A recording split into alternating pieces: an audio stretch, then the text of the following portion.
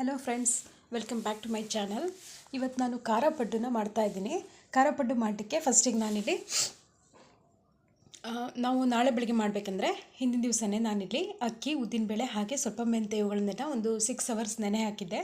ಆಮೇಲೆ ನೈಟ್ ಅದನ್ನು ಕಡ್ದಿಟ್ಟಿದ್ದೆ. ಎಲ್ಲ ಹಿಟ್ಟೆಲ್ಲ ರುಬ್ಬಿಟ್ಟು ಮರುದಿವಸ ಬೆಳಗ್ಗೆ ಬ್ರೇಕ್ಫಾಸ್ಟಿಗೆ ಇದನ್ನು ರೆಡಿ ಮಾಡ್ತಾಯಿದ್ದೀನಿ. ಹಿಟ್ಟು ರುಬ್ಬಿಟ್ಕೊಂಡಿದ್ದೀನಲ್ಲ, ಅದು ಚೆನ್ನಾಗಿ ಉಬ್ಬಿ ಬಂದಿದೆ. ಆ ಹಿಟ್ಟಿಗೆ ನಾನಿಲ್ಲಿ ಈರುಳ್ಳಿ, ಕರಿಬೇವಿನ ಸೊಪ್ಪು ಹಾಗೆ ಹಸಿಮೆಣಸು ಇವಿಷ್ಟನ್ನು ಚಿಕ್ಕದಾಗಿ ಹೆಚ್ಕೊಂಡು ಇದಕ್ಕೆ ಹಾಕ್ಕೊಂಡಿದ್ದೀನಿ. ಹಾಗೆ ರುಚಿಗೆ ಎಷ್ಟು ಬೇಕೋ ಅಷ್ಟು ಉಪ್ಪನ್ನು ಸೇರಿಸ್ಕೊಂಡು ಪಡ್ಡು ತವಾ ಮೇಲೆ ಸ್ವಲ್ಪ ಫಸ್ಟಿಗೆ ಎಣ್ಣೆ ಎಲ್ಲ ಹಚ್ಕೊಂಡು ಆನಂತರ ಹಿಟ್ಟನ್ನು ತವಾ ಮೇಲೆ ಹಾಕ್ತಾಯಿದ್ದೀನಿ. ಇದನ್ನು ನಾವು ಫಸ್ಟಿಗೆ ಸ್ವಲ್ಪ ತವಾನ ಹೈ ಸಿಮ್ಮಲ್ಲಿ ಚೆನ್ನಾಗಿ ಕಾಯಿಸ್ಕೊಂಡು ಆಮೇಲೆ ಲೋ ಸಿಮ್ ಮಾಡಿ ಚೆನ್ನಾಗಿ ಪಡ್ಡನ್ನು ಬೇಯಿಸ್ಕೊಬೇಕು.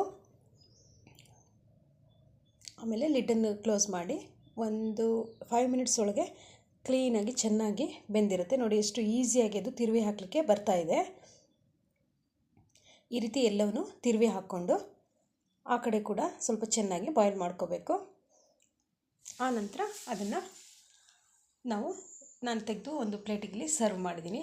ಈ ಥರ ಸ್ವೀಟ್ ಪಡ್ಡು ಕೂಡ ಮಾಡ್ಬೋದು, ಬಟ್ ನಾನಿವತ್ತಿಲ್ಲಿ ಖಾರ ಪಡ್ಡನ್ನು ರೆಡಿ ಮಾಡಿದ್ದೀನಿ. ಈ ವಿಡಿಯೋ ನಿಮಗೆ ಇಷ್ಟ ಆದರೆ ಪ್ಲೀಸ್ ಒಂದು ಲೈಕ್ ಕೊಡಿ.